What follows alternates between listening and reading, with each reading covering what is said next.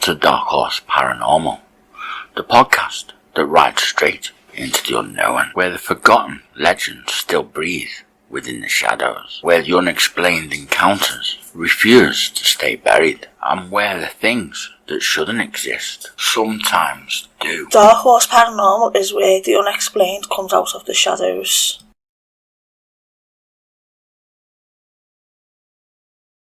In each episode, we'll explore the strange, the haunted, the unexplained, from chilling ghost encounters from the darkest corners of paranormal history to all paranormal gadgets. So dim the lights, lock the doors, keep your mind open, because once you enter the world of Dark Horse Paranormal, you may never look at the dark in the same way. Saddle up, the ride into the unknown begins now. Welcome back to the podcast, where we'll be exploring mysteries, some haunted locations, and the strange tools investigators use to search for proof of the paranormal. Well, tonight we're going to be talking about one of the most controversial pieces of equipment used in ghost haunting, the spirit box. If you've ever watched paranormal television shows, you've probably heard investigators asking questions while the device rapidly scans radio frequencies and suddenly a voice seems to answer. However, is that real communication with spirits, or investigators simply hearing random pieces of radio broadcasts? Well, in tonight's episode, we'll get down to the bottom of it. We'll explore how a spirit box works, why the spirit boxes feel convincing, pros and cons of using them, the psychology behind why people hear words in static, the truth versus fiction, why the spirit boxes speak your language, why the spirit boxes speak in full sentences,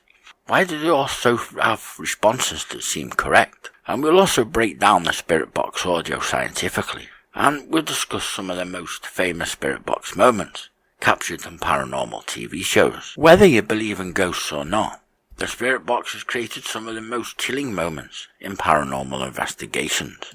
So what is a spirit box? Well, it's sometimes called a ghost box. It's a device that rapidly scans through radio frequencies. Instead of staying on one station, the device sweeps through many frequencies per second, creating a constant stream of chopped up audio. The idea behind the device is that spirits can supposedly manipulate the fragments of radio sound to form words. The concept became widely known thanks to paranormal researcher Frank Sumpton, who built a device called the Frank Box in the early 2000s. Frank claimed that his device allowed him to have long conversations with the spirit world. After his design became popular, commercial devices like the SB7 spirit box began appearing and were quickly adopted by paranormal investigators. However, those spirit boxes became truly famous after appearing on television shows. Shows like Ghost Defenses, Ghost Hunters, Paranormal Lockdown frequently used them during their investigations. These shows helped introduce the spirit box to millions of viewers around the world. But the big question still remains: are these voices real? So tonight we'll take a quiet moment to remember a man whose curiosity and creativity left a lasting imprint on the paranormal research community. Frank Sumpton Sr. Frank was born on November the 5th, 1953. Throughout his life, he was known as someone deeply fascinated by the unknown. You could say he was a thinker, an experimenter, and above all, someone who believed that the mysteries of our world, and perhaps the world beyond, were both worth exploring. Many people in the paranormal field know Frank as the creator of what became known as the Ghost Box, or more personally, Frank's Box. Frank believed that communication with spirits might be possible through electronic voice phenomenon, often called EVP. With great determination, he developed a device that rapidly scanned radio frequencies, producing fragments of sound and speech. Frank believed that spirits could manipulate those fragments from words, responses, and even conversations. Whether people viewed the device with belief, curiosity, or skepticism, there's no denying that Frank's invention changed the way many paranormal investigators approached spirit communication. His work went on and inspired countless researchers investigators and enthusiasts.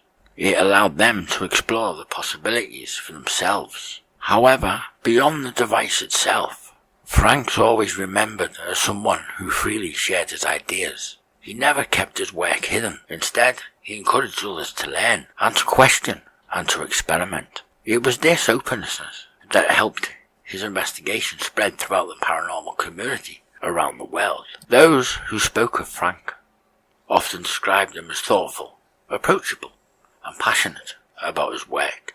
He followed his curiosity, whether it led him always searching for answers into one of the human's oddest questions: what lies beyond our world? However, sadly, on August the 16th, 2014, Frank passed away at the age of 60. Frank was laid to rest at Fort Logan National Cemetery in Denver, Colorado. Though Frank is no longer with us, his legacy lives on. His legacy lives on by every time a spirit box is switched on during an investigation. A small piece of Frank's curiosity continues to echo through the static. Frank was a man who dared to explore the unknown, and in doing so, he left behind a legacy that continues to inspire those searching for answers beyond the veil. Frank will always be remembered by us all here at Dark Horse Paranormal. Unlike modern commercial spirit boxes, the original Frank's box was homemade and heavily modified. Inside the device were multiple radio receivers, a scanning circuit, an audio mixer, and a speaker. The radios were set to scan constantly across AM frequencies. Instead of staying on a station, the device jumped through the stations rapidly, producing short bursts of speech.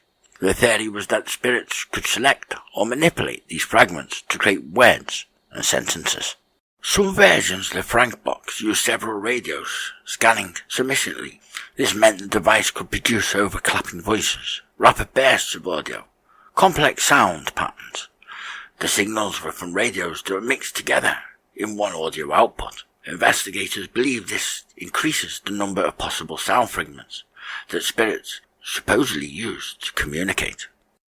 According to some theory, spirits might not actually generate their own voices electronically. Instead, they might manipulate radio fragments, choose specific syllables, influence the timing of audio bursts. These fragments would then form intelligent responses to questions. Supporters claim the box sometimes produced direct answers, names, and short sentences. However, critics argue the responses were simply random clips from the radio, interpreted by listeners. However, Frank's box sparked major debate in the paranormal community. Some investigators claim the device produced remarkably clear responses.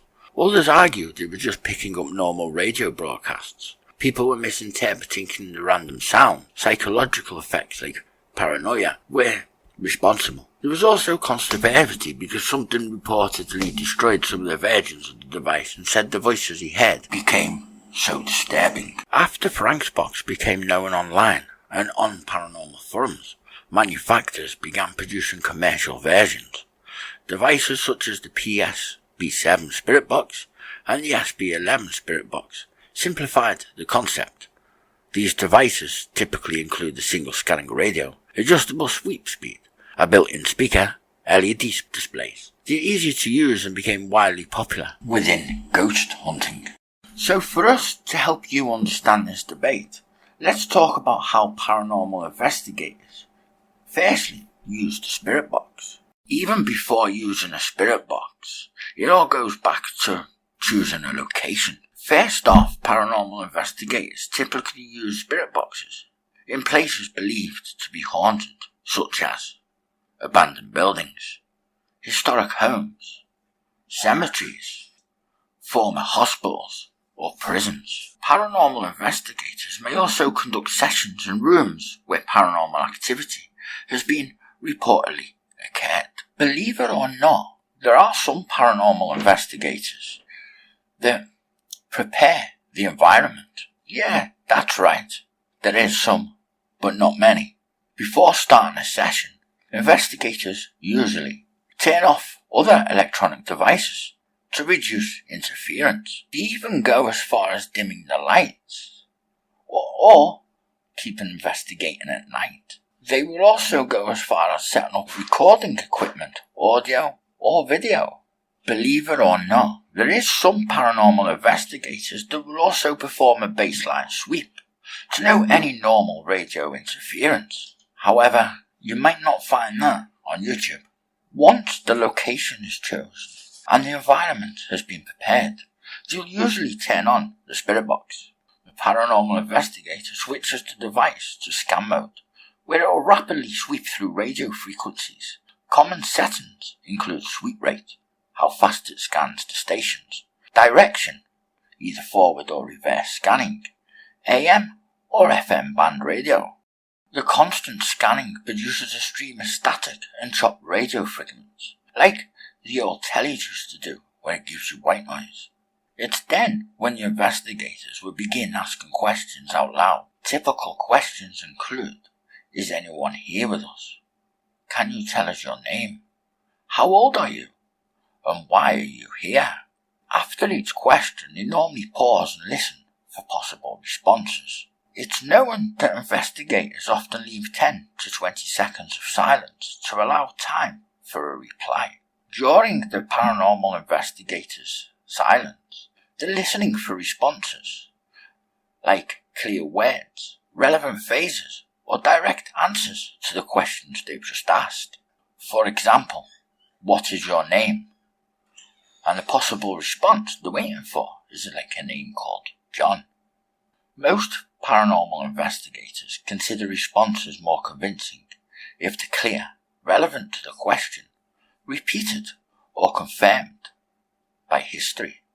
Most paranormal investigators record this session using audio recorders, cameras, or even smartphones. Afterwards, they can review the recordings carefully. Sometimes responses are only noticed during playback. There are some paranormal investigators that only ask controlled questioning. Some teams will only ask yes and no questions, or questions with specific answers that are already known. This is apparently done to test whether responses appear intelligent. The paranormal investigators should go on interpreting the results and analysing the responses by asking themselves, does the word match the question? Is it different from nearby radio broadcasts? Is it the same voice heard multiple times? However, this is also done, or not done, much on YouTube, and critics point out that many perceived responses are likely random radio fragments or misheard sounds. We've all seen videos of a technique that some investigators use, known as the Estes Method. This method uses a spirit box, noise-cancelling headphones, as well as a blindfold. One person listens to the spirit box through the headphones and repeats any words they hear, while another person asks questions. The listener cannot, or not meant to, hear the questions, which investigators believe prevents bias. With all that being said, let's talk about some of the most famous spirit box moments that were captured on television. One of the most famous spirit box moments occurred during an investigation of Bobby Mackey's Music World. This location has a reputation as one of the most haunted places in America. This particular investigation surrounded a guy called Carl Lawson at Bobby Mackey's World. Remains one of the most chilling chapters in the nightclub's paranormal history. It was in the late 1980s where Lawson worked as the club's caretaker and lived in a small apartment above the venue. What began as a routine job soon turned into something far darker. According to reports from those that knew him, Lawson began to change.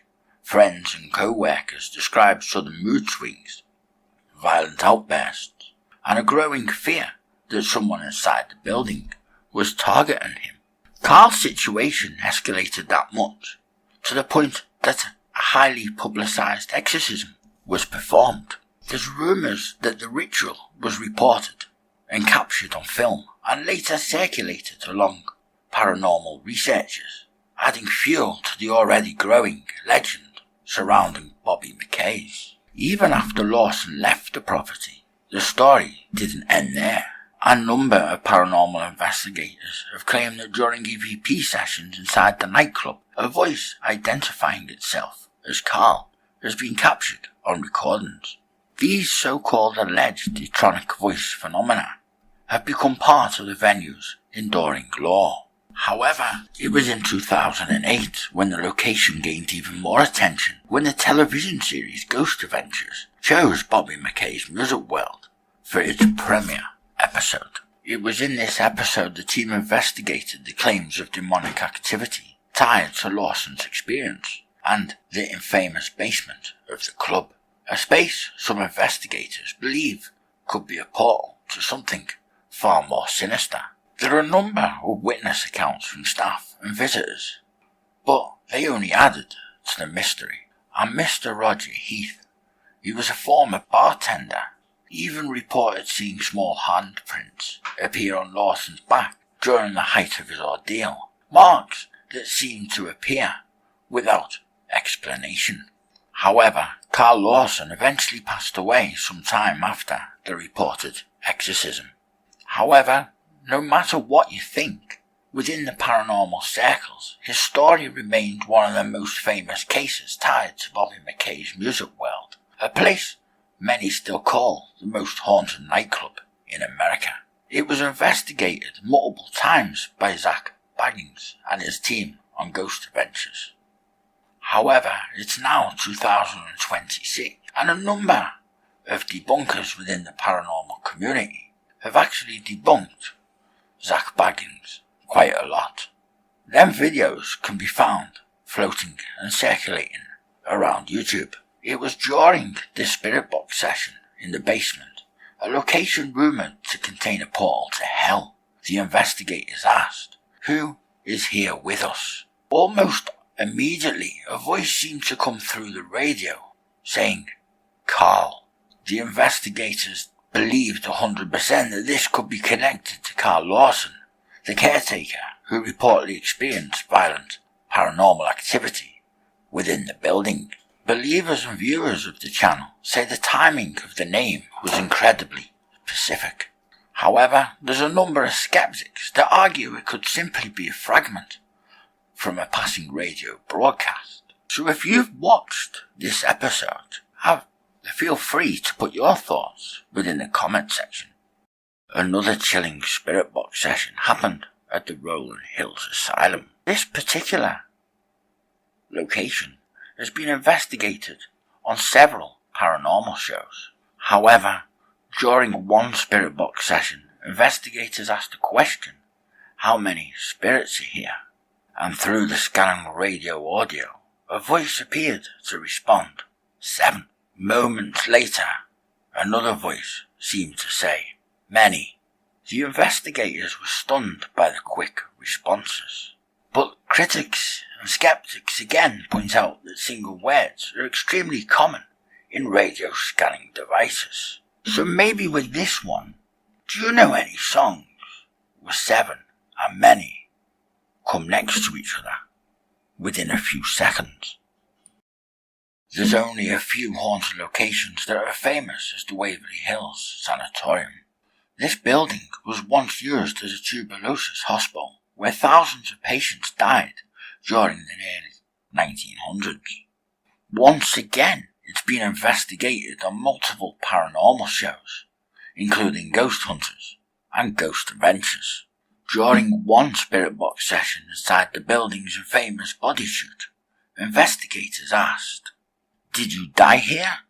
And through the sweeping radio noise, a voice appeared to say, "Yes." Moments later, another word followed, "Help." It's moments like these why many investigators believe spirit boxes may capture something beyond normal explanation. However, once again, Ghost Adventures, Ghost Hunters, both known with a little bit of editing. So if you've been the Waverly Hills Sanatorium, or been to various locations and got the same sort of responses, in out, week after week, we would like to hear about your experiences. Now this last one would be rude if we missed it out. This famous moment occurred during an investigation of the Stanley Hotel. This hotel is so famously haunted, it inspired Stephen King to write The Shining. During a spirit box session inside the hotel, investigators asked the question, "What is your name?" The device scanned rapidly for a few seconds, then a clear word appeared to come through the noise, stating, "Lucy." It was later that researchers discovered that a woman named Lucy had once worked at the hotel and reportedly died nearby. Again, believers saw this as possible spirit communication, and the skeptics just say it's a coincidence. Despite the debate, spirit boxes remain extremely popular with investigators today, and there's a few reasons why. The spirit box allows real-time interaction. Unlike EVP recordings that must be analysed later, spirit box provide immediate responses. The spirit boxes are handheld and easy to use. Most devices require very little setup. The spirit box is also good for repeatable experiments. Investigators can repeat sessions and compare the responses to the session they've just had earlier. Paranormal investigators also state they have compelling experiences. Basically, when a word appears to match a question, the moment can feel incredibly convincing to those present. However, though, there are also major criticisms. The biggest problem with spirit boxes is that they scan the radio stations. This basically means that every voice heard could simply be coming from real broadcasts. But a major factor is something called audio pareidolia. This psychological effect causes the human brain to interpret random sounds as meaningful words. It's the same phenomenon that makes people see shapes within the clouds. As well as this, there's also confirmation bias. This is where the paranormal investigators may remember the few moments that sound like responses while ignoring hundreds of meaningless noises. However, most importantly, no matter what anyone says, there is still no current scientific evidence proving spirits can manipulate radio signals to communicate, and it's for that reason that many scientists believe that spirit boxes are simply a combination of radio noise and human misinterpretation. Let's dive into some skeptical explanations. Scientists and skeptics argue that spirit box responses can be explained by radio interference. This means the spirit box is literally picking up pieces of real broadcasts. If you've ever had a CB, you know when you drive past different areas and different truckers and you're having a conversation, something else comes through where someone else is talking. This could be happening with the spirit box. Then there's audio pareidolia.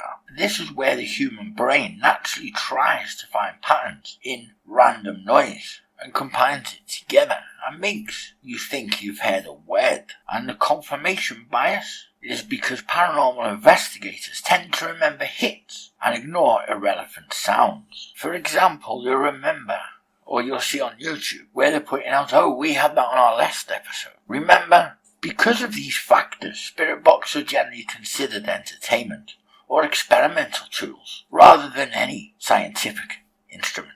So with all this being said, where does that leave us?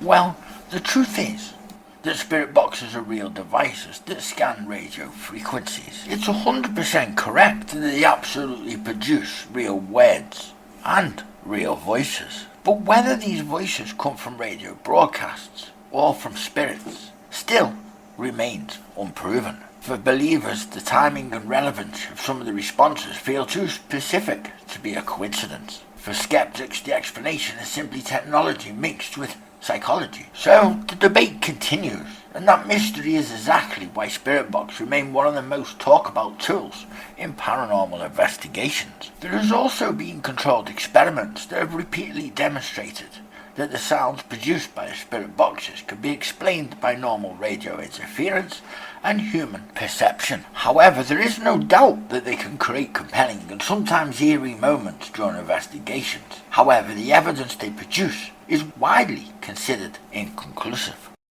However, though, despite all the skepticism, spirit box still remain popular because paranormal investigators believe they provide the real-time interaction, immediate responses, and engage investigation sessions. The spirit boxes are also commonly featured in the TV paranormal shows like Ghost Adventures and Ghost Hunters, which has increased their popularity. Paranormal investigators who use the spirit box often try to reduce false responses. They try to eliminate the sounds that seem like spirit communication, but are actually random radio fragments, interference, or psychological. With devices like the PSB7 spirit box rapidly sweeping radio frequencies, investigators use several techniques to make potential responses more convincing and to minimize mistakes. So what are these most common methods? Baseline sweeps. Well, what exactly are they? Well, before beginning the session, investigators often perform a baseline sweep of the environment. This involves turning on the spirit box and letting it scan for several minutes, listening carefully to what normal radio fragments sound like, noting any nearby radio stations that come through clearly. The purpose is to understand what normal background audio sounds like, so that later responses can be compared against it. For example, if a strong talk radio station is being picked up frequently, investigators know that any clear speech may simply come from that broadcast. However, like I said before, not many YouTube channels will show baseline sweeps within their videos. Adjust and sweep speed. Spirit boxes allow investigators to change the speed at which the radio frequencies scan. A faster sweep rate means radio stations are only heard for tiny fractions of a second. Longer phrases become less likely to occur naturally. Investigators believe that if a full word or phrase appears despite the fast sweep, it may be less likely to come from a normal radio broadcast. Asking specific questions. Many investigators try to avoid vague questions and instead only ask very specific ones. For example, what is your name? How many spirits are here? Can you say the name of this location? You would then listen for the responses that directly match the question. The idea is that relevant answers are more meaningful than random words. However, skeptics point out that confirmation bias can still influence how people intercept the responses. Waiting for clear single words. Some investigators use a rule where they only count responses that are clear and isolated.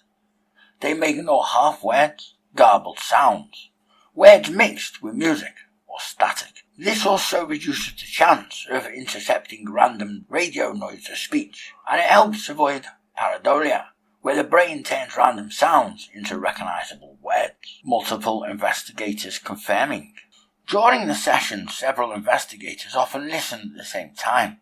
A response is considered stronger if multiple people hear the same word. The response is heard clearly without suggestion. This method attempts to reduce individual misinterpretation. However, if someone suggests a word out loud, it can influence the others due to the group psychology. The Estes Method.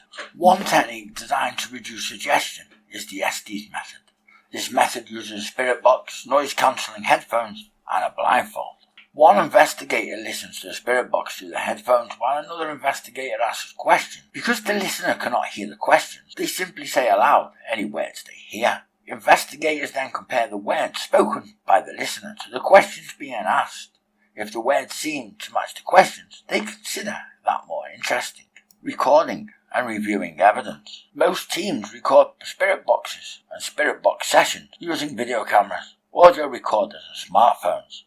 After the investigation, they will review the recordings carefully. During review, they look for words that are missed in real time, whether the response has rarely occurred, and whether the sound might match a known radio broadcast. This slower analysis helps reduce mistakes caused by the excitement during the investigation. Using the Faraday cages or shielding.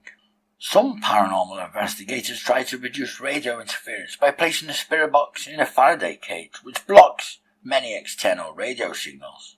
This, however, is something that's not really done on YouTube either by local paranormal investigators. If meaningful words still appear while the radio signals are blocked, investigators consider the responses more unusual. However, results with this method are still inconsistent. Cross-checking with other equipment. Investigators sometimes compare spirit box responses with other paranormal tools, such as EMF meters, motion sensors, temperature sensors. if multiple devices react at the same time as the spirit box response. Investigators believe that it may strengthen the case that something unusual has occurred. So let's take a look at the psychology behind why people hear words in static. When paranormal investigators use a spirit box, many of the voices people think they can hear can be explained by psychological process in the human brain. The brain is extremely good at finding patterns in sound, even when the sound is random. This is why people sometimes hear meaningful words or phrases in the bursts of static and radio fragments produced by the spirit box. We'll now discuss the main psychological factors that are involved. Audio pareidolia. This is the most important concept is pareidolia, specifically auditory pareidolia. Pareidolia is a psychological phenomenon where the brain intercepts random things as meaningful patterns. A common visual example is seeing faces in clouds on the surface of the moon. With sound, the same process occurs when the brain tries to intercept random noise as speech. When a spirit box scans radio stations rapidly, it produces static, fragments of speech, pieces of music, and random syllables. The brain's that clever it'll automatically attempt to organize these sounds into recognizable words, because human brains are highly tuned to detect speech. Even small fragments of sound can be interpreted as full words. For example, if you get a static sound, shh, the brain expectation will say Sharon. Even if the sound was not actually a word, the brain fills the missing part. Expectation and suggestion. Another important factor is expectation. If someone expects to hear a response, the brain becomes more likely to interpret sounds as meaningful. For example, if an investigator asks, "Can you tell us your name?" and a random fragment like "Ja" might immediately be interpreted as Joe, because the listener is already expecting a name. This is related to confirmation bias, where people notice and remember information that supports their beliefs, while ignoring sounds that do not make sense. During a spirit box session, there may be hundreds of meaningless sounds, but investigators often remember the only few that appear relevant. The brain's speech detection system. For us humans, we evolved to recognize speech extremely quickly. The brain continues specialized areas for processing spoken language. Because speech recognition is so important for survival and communication, the brain often prefers false positives over mission speech. In other words, it's safer for the brain to mistakenly think it heard a word than to miss an important one. This makes people especially likely to hear speech in static, white noise, radio interference, and spirit box sweeps. Pattern recognition. The brain constantly searches for patterns in sensory input. This ability is essential for recognizing faces, voices, language, and threats. However, it can also lead to pattern recognition in random data.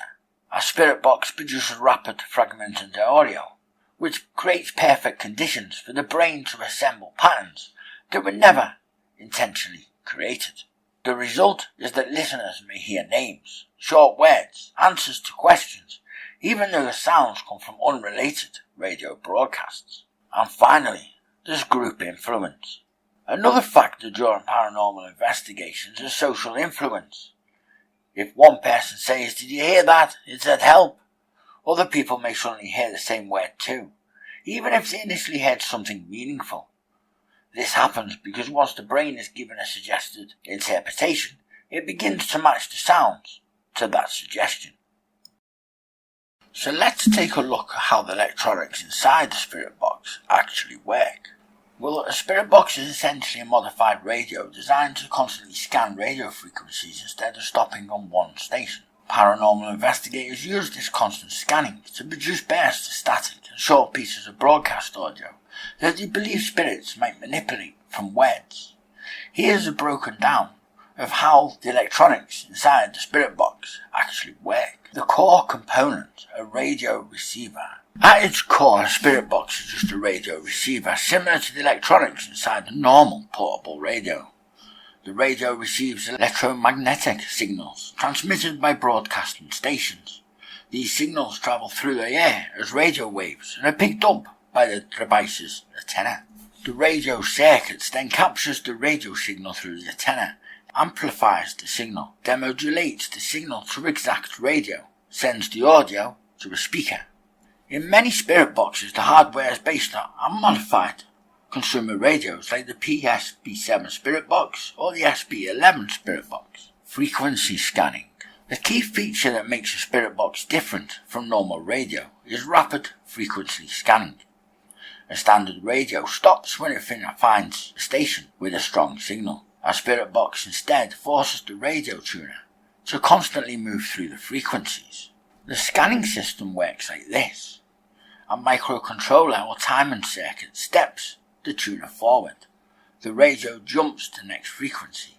It stays there for a tiny fraction of a second. It then immediately moves to the next frequency. This can happen several times per second.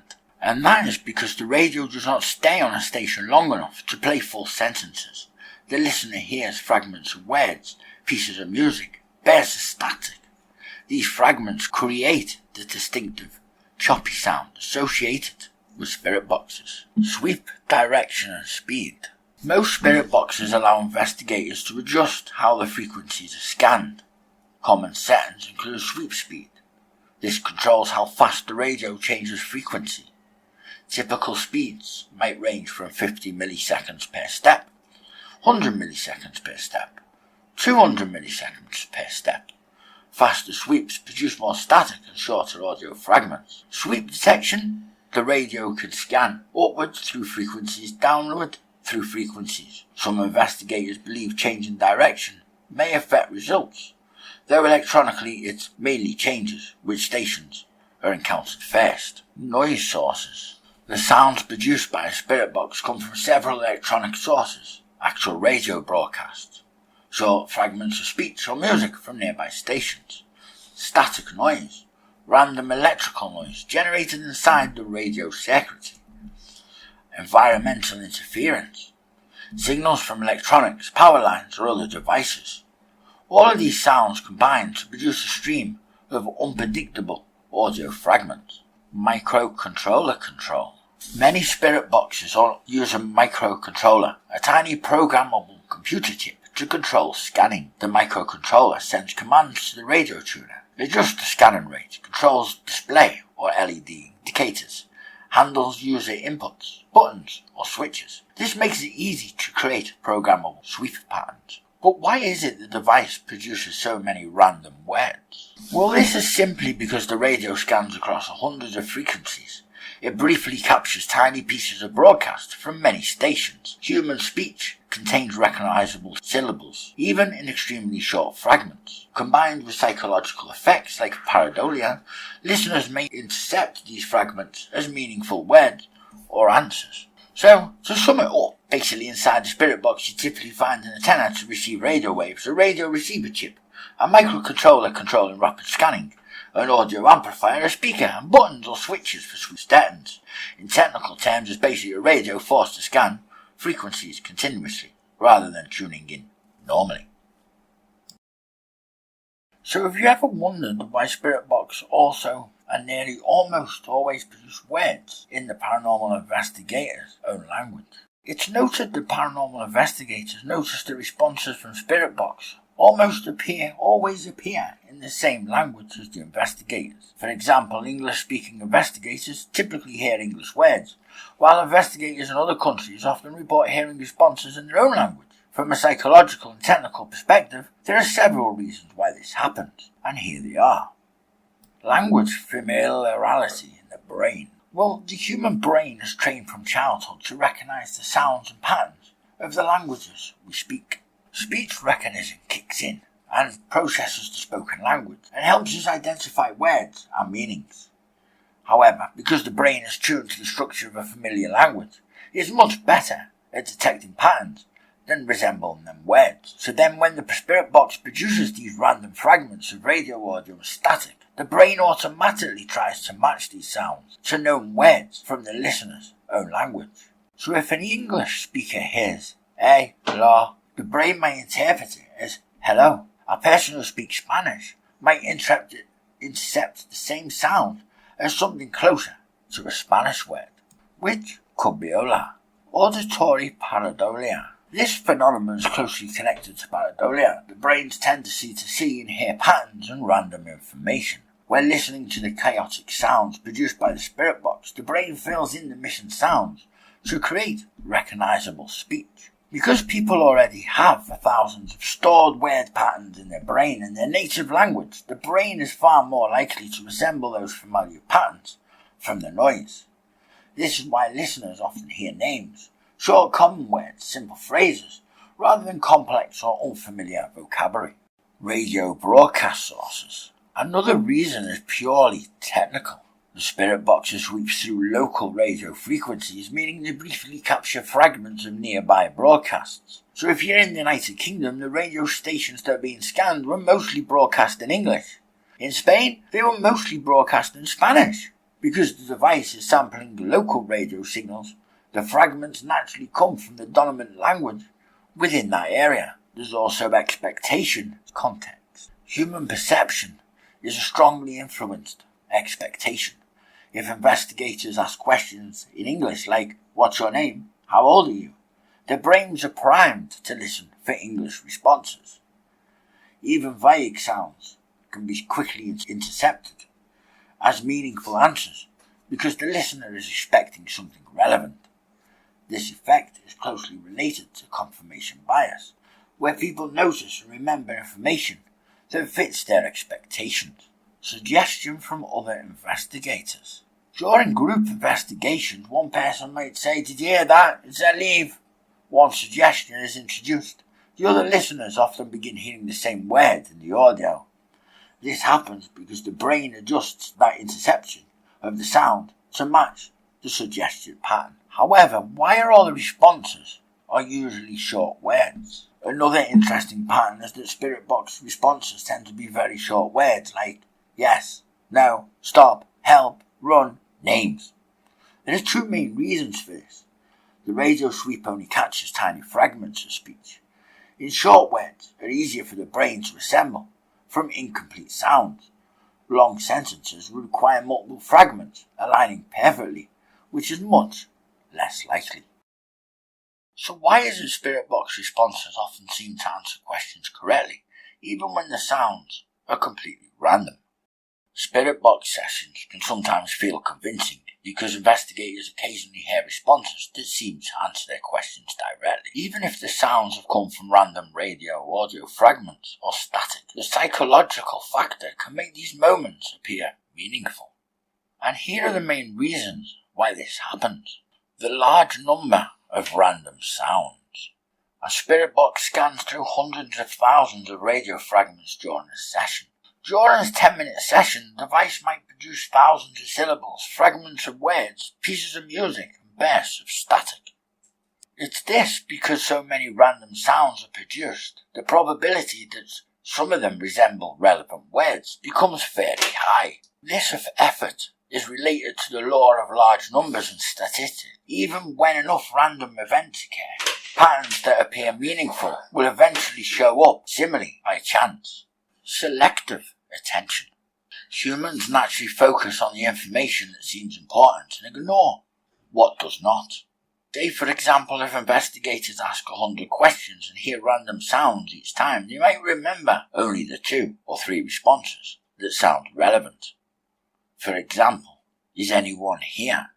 Random sounds heard during the next few sessions. Shh, ah, no. Music fragments, ah. The word no might stand out while the other sounds are forgotten. This effect is strongly connected to confirmation bias, where people remember evidence that supports a belief and overlook evidence that does not. And again, we're back to auditory pareidolia. Another major factor is the pareidolia, especially audio pareidolia. The brain's designed to detect speech patterns quickly, even in noisy environments. When listening to the chaotic sounds produced by the spirit box, the brain tries to organize them into recognizable words. Question framing. Many spirit box questions are very open-ended, which increases the chance that random sounds will appear relevant. Examples: is anyone here? Can you tell us something? Do you want us to leave? Almost any short word can be interpreted as an answer. For example, go, no, leave, stop. This is because the questions abroad many sounds can seem like valid responses, and also group interpretation again isn't a factor, where the group investigators' interpretation can become a shared process. Timing coincidences. Sometimes a random word appears immediately after a question, which can make it feel like a direct reply. However, because the spirit box produces continuous audio fragments, a word-like sound is likely to occur sooner or later. When it happened right after a question, the brain connected the two events. Psychologists call this preserved connection, illusory correlation, where the unrelated events appear linked. There's also emotional and environmental factors. Spirit box sessions often take place in a setting that heighten emotional awareness, such as dark rooms, abandoned buildings, historically haunted locations. These environments increase alertness and expectation, making people more sensitive to ambiguous sounds. The brain becomes more likely to interpret noises as meaningful signals. So why is it some investigators claim spirit boxes produce full sentences even though the radio only scans stations for a fraction of a second? There's some paranormal investigators that report hearing complete sentences during spirit box sessions even though the device only stays on each radio frequency for a tiny fraction of a second. From a technical standpoint, this seems unlikely because the radio does not remain on one station long enough to broadcast an entire phrase. However, several psychological and audio processing effects can explain why listeners sometimes perceive full sentences. The brain stitches sounds together. The human brain naturally combines fragments of sound over time to make a sense of speech. So when listening to someone talk in a noisy environment, the brain can fill in the missing sounds and connect syllables together to understand exactly what is said. Or two motorbike riders at the lights talking to each other without any headsets. This same process can happen when listening to the chaotic audio of a spirit box. For example, the radio sweep might briefly capture fragments like li, av, now. These fragments may come from different radio stations, but the brain can merge them into a phrase, such as leave now. This happens automatically because the brain's language processing system is designed to interpret incomplete speech. Rapid frequency sampling. Spirit boxes rapidly sweep through frequencies, often strained on each station for only 10 of a millisecond. This means the device collects tiny pieces of audio from many different broadcasts. Pattern completion. The brain's very good at completing incomplete patterns. This is connected to pareidolia, where the people perceive meaningful patterns in random language. So if a listener hears something like go, ow, the brain will fill in the gaps and it will come across as go away. The mind officially adds missing syllables that were never actually present. Memory reconstruction. Another important factor is how memory works. When people recall what they heard, the brain often reconstructs the sound rather than replaying it exactly. So a series of separate sounds might later be remembered as a smooth sentence. For example, the original sounds might be leave me alone. Now the listener remembers hearing say leave me alone. This happens because memory tends to organize fragments into different meanings. Expectation during questioning. Investigators usually ask questions during the spirit box sessions. Do you want us to leave? What do you want?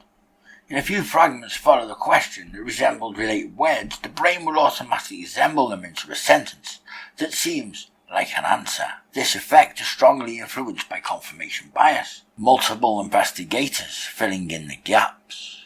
When several investigators are listening together, they combine what each person thinks that they heard. One person can hear leave, the other person can hear me, the other person hears alone, just off that one syllable. Together, the group conclude the spirit box said, leave me alone, even though no single person clearly heard the entire phrase. However, when they do report that sentences are said, they are usually short. Reported sentences from spirit boxes are usually very short, such as get out, go away, help me, stop. Short phrases are easier for the brain to assemble from scattered syllables, because they require fewer fragments to complete. Long, complex sentences would require many fragments, aligning perfectly, which is extremely unlikely. So let's break down a real example of a spirit box audio broken down scientifically to show how random fragments turn into words people think they hear. This is a simplified example of how a spirit box recording can be analysed to show random radio fragments that may turn into words or sentences that listeners believe that they hear. Imagine being an investigator you've just heard that through, or you've asked the question, do you want us to leave? However, the spirit box is sweeping rapidly through the radio stations, and over the next few seconds, the raw audio fragments might actually sound like sh, le, v, m, now, ah. Because the radio is scanning quickly, these fragments come across from different stations and static noise. So what does this actual raw audio contain? Well, if we isolate each fragment, that we hear something like the time 02 seconds, Lee, possible source, talk radio word fragment, 04, the, another station, 07S, music or voice fragment, 1.1 seconds now, a full word from a station. So how will the brain intercept that? Well, because the investigators just asked a question about leaving, the brain may automatically combine the fragments into leave now. The mind fills the missing parts and ignores unrelated sounds. This effect is strongly linked to pareidolia, where the brain organises random simulations into meaningful patterns. Now, let's see if we play another clip and you can get the message, leave now.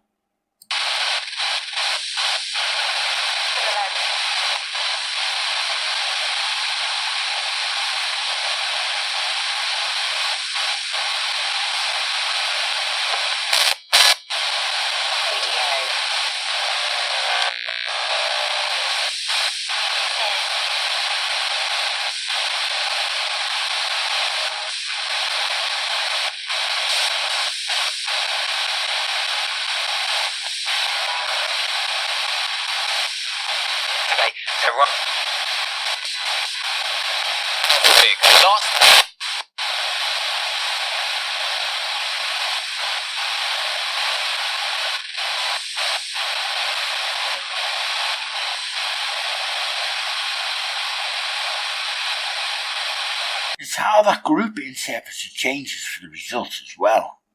But once again, you maybe will listen to someone else or know someone. Listen to that little bit of audio, clip it, and imagine you're there to investigate and see what you come up with as a little group of 2 or 3, and see if confirmation bias will jump in. The memory changes to recording also. For example, you may have listened to that, and then later on you'll recall that the brain will simplify and reconstruct that audio, so you'll remember leave now rather than the scattered fragments. So why does playback sometimes sound clearer? Well, interestingly, when recordings are played many times, listeners become more confident about hearing certain words. This happens because repeated listening reinforces a particular interception. The brain becomes better at matching the sound. After hearing the suggested phrase several times, the brain locks onto it and it becomes difficult to hear anything else. Now, we'd love to hear from you. Have you ever used a spirit box during a paranormal investigation? Did you ever capture anything interesting or an unexplained response? Let us know your experiences down in the comment section. Before you turn off this episode, take a little moment and listen to the silence around you. Sometimes the quiet isn't really quiet. Sometimes, and only sometimes, something is listening, maybe even watching, maybe even waiting. So when your lights go out tonight and your room goes completely still, if you think you hear something in the dark, don't worry, it's probably just your imagination. Dark Horse Paranormal, where the unexplained comes out of the shadows.